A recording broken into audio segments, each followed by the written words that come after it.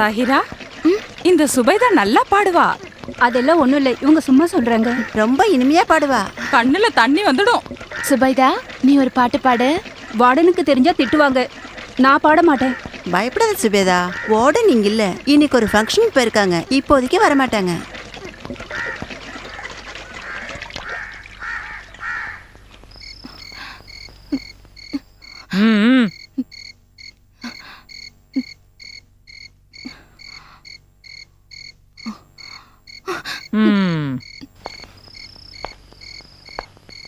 அல்லாவின் கருணையால் எல்லோரும் சந்தோஷமாகவும் மகிழ்ச்சியுடன் வாழ வேண்டும்.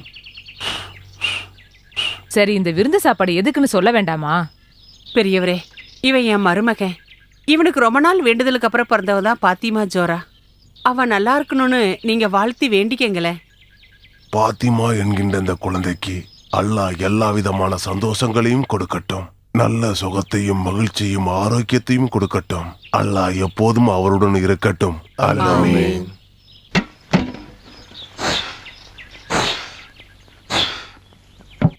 இப்ப பரிமாறல.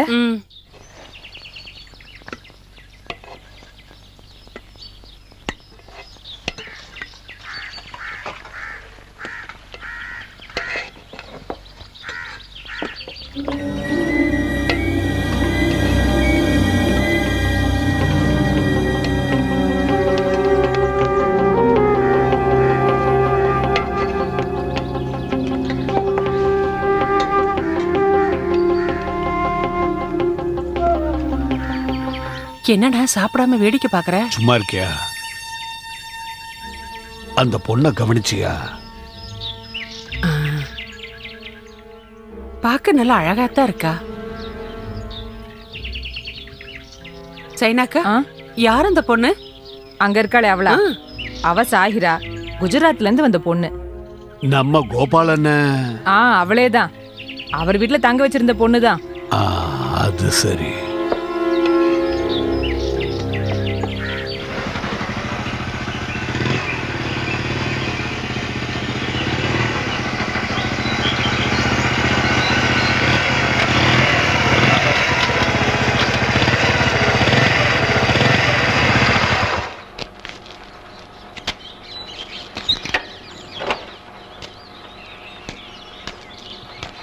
கோபாலண்ண என்ன வீட்டு பக்கமே வர்றதே இல்ல? வரக்கூடாதுன்னு ஒண்ணு இல்ல, உடம்பு முடியல. கோபாலண்ண, நீங்க செஞ்சது அவ்வளவு பெரிய தப்பா எனக்கு தோணல. அந்த பொண்ணை நான் இன்னைக்கு பார்த்தேன். ஜாகிராதன அவ பேரு. நீங்க சொன்ன மாதிரி தளிர் இலை மாதிரி இருக்கா. அவளை பாதுகாக்கணும்னு தான் எல்லாருக்கும் தோணும். கோபாலண்ண, நான் அவளை பாதுகாக்க போறேன். கனகலட்சுமி, நான் அவளை கட்டிக்க போறேன். அந்த சின்ன பொண்ணையா? வேண்டாம் பாய், வேண்டாம். ஏன் இப்படி பேசுறீங்க? நான் அவளை ஏமாத்த நினைக்கல. கஷ்டப்படுற ஒரு பொண்ணுக்கு ஒரு நல்ல வாழ்க்கை கொடுக்கணும்னு நினைக்கிறேன். அவ உங்க மக வயசுல இருக்கிற பொண்ணு சலீம் பாய். எனக்கு தான் பிள்ளைங்க இல்லையே.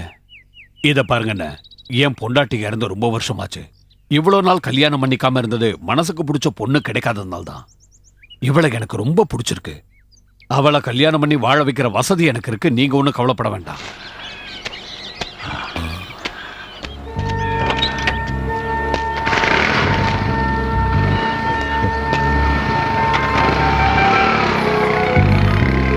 கனகலட்சுமி,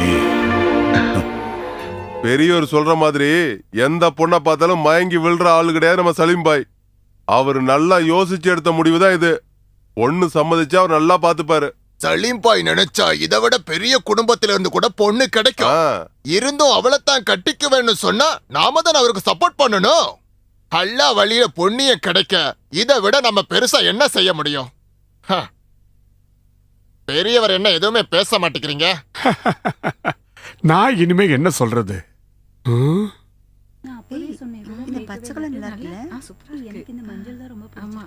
சாஹிரா, உன்னை பார்க்க ஒருத்தங்க வந்திருக்காங்க. நீங்க பேசிட்டு இருங்க. உனக்கு என்ன தெரியுதா? நீ கல்யாணம் பண்ணிக்க போறவரோட தங்கச்சினா.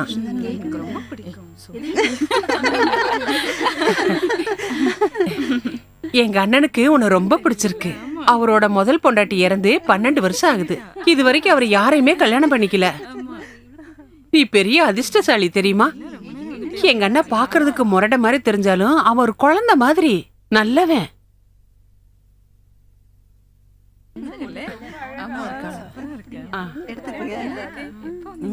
நல்லா இருக்கா? எடுத்துக்கங்க.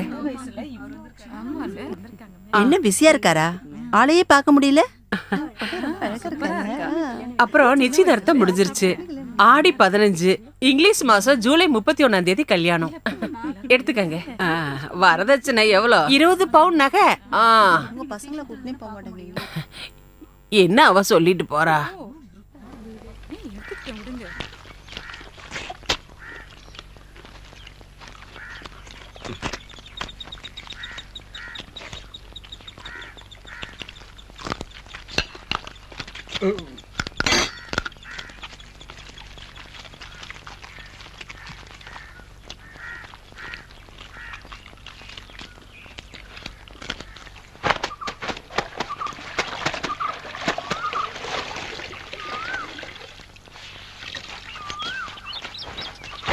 சாஹிரா, உன் முகத்துல என்ன சந்தோஷத்தையே காணோம்?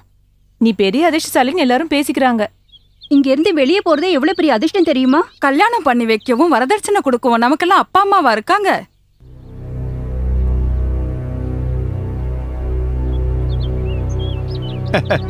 யாராவது ஒருத்தங்கிட்ட ஒன்ன ஒப்படைச்சிட்டா நிம்மதியா சொந்த ஊருக்கு போகலாம்.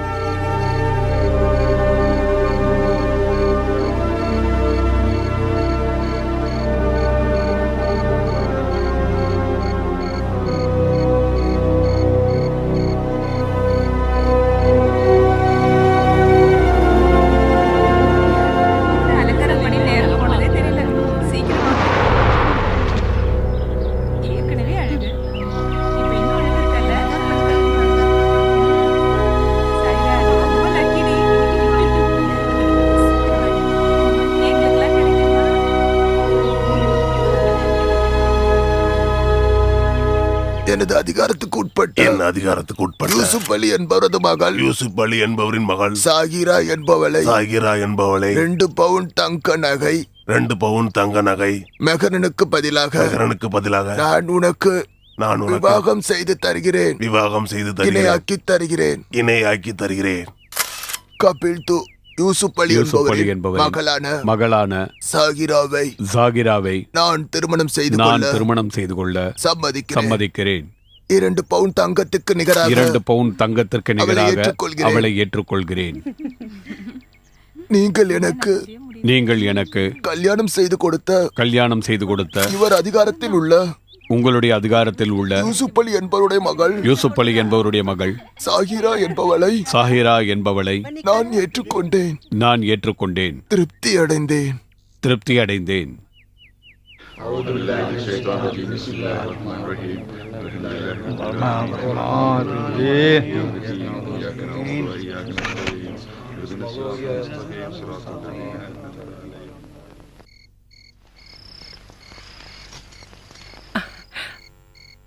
வா.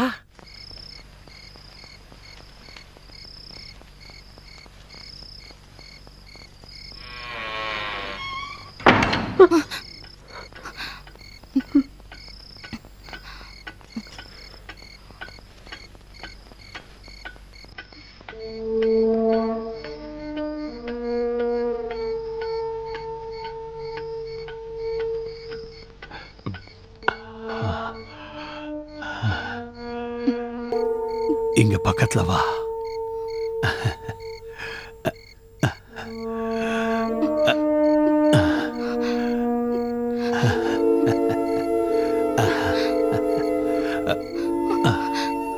பயமா இருக்கா? ஏன் பயப்படுற?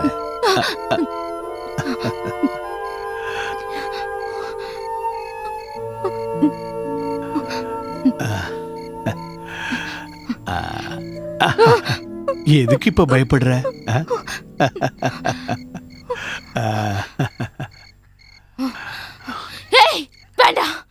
அது சரி, திமுறா என்கிட்டயே வா.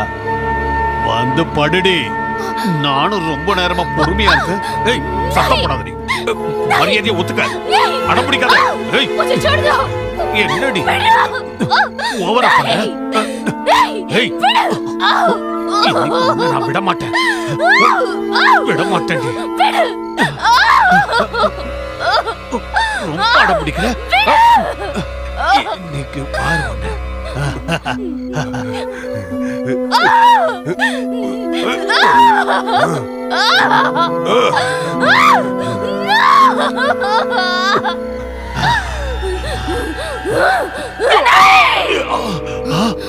உன்னை கொன்னுடுவேன்.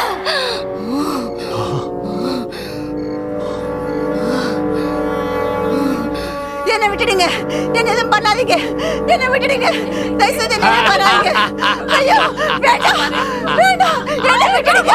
ஏய், போங்கடா. எல்லார் கதையும் முடிங்க.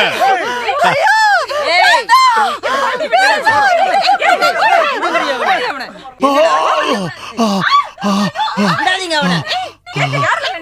சாவடிங்க.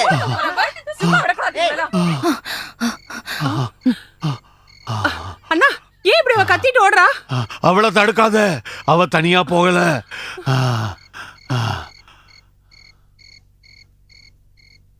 என் பேர் கமீலா. கலவரத்துல நானும் தான் பாதிக்கப்பட்டேன். எங்க வீட்டை சூறையாடிட்டாங்க. நிறைய பேர் சேர்ந்து எங்க எல்லாரையும் அடிச்சு போட்டுட்டாங்க. என் தங்கச்சியை தூக்கிட்டு போயிட்டாங்க. எங்க நகைகளை எல்லாம் கொள்ளையடிச்சிட்டு போயிட்டாங்க. வீட்டுக்கு தீ வச்சிட்டாங்க. எங்க மாதிரி பொண்ணுங்களுக்கு தப்பா பேசுறாங்க. அதுக்கு மேல எங்களை தப்பா பயன்படுத்த ஆசிரமா கோயில் எங்க பிள்ளை பாதுகாப்பே இல்ல. எங்க மாதிரி பொண்ணுங்களுக்கு எங்க போய் நாய் கிடைக்கும்? சொல்லுங்க, என்ன பண்ண முடியும்? இத போக முடியும் நாங்க. ஆசிரமோ அனாதை வீடு எங்க போனாலும் திறக்குறாங்க எங்களை. என்ன நியாயம் கிடைக்காதா? சொல்லுங்க, ஓடுறது நாங்க இல்லைங்க. பொண்ணுங்களோட விட மாட்டேங்கிறாங்க இல்லையா? சாகடிச்சுறாங்க.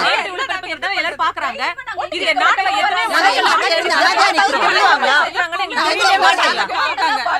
எங்களுக்கு பாதுகாப்பே இல்லையா?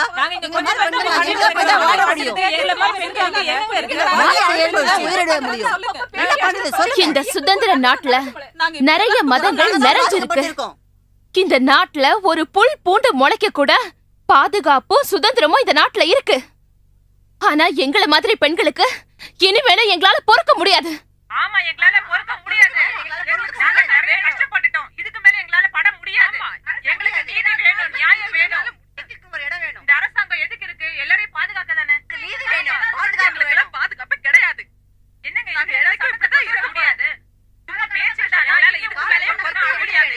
எங்களுக்கு பாதுகாப்பு வேணும். பாதுகாப்பு வேணும். பாதுகாப்பு இல்லைன்னா அப்ப எங்கதான் நாங்க போறது? எங்களை மாதிரி எத்தனை பேர் கடைசி வரைக்கும் இருக்கணுமா? குஜராத்தில் நடந்தது எதேச்சையாக நடந்த கலவரம் அல்ல என்றும் வேண்டுமென்றே திட்டமிட்டு செய்யப்பட்ட கூட்டுக்கொலை என்பதும் நிரூபிக்கப்பட்டிருக்கிறது. கோத்ராவில் 2002 பிப்ரவரி 27ஆம் தேதி சபர்மதி எக்ஸ்பிரஸுக்கு நெருப்பு வைத்தவாறு கலவரம் பொறுக்க முடியாது.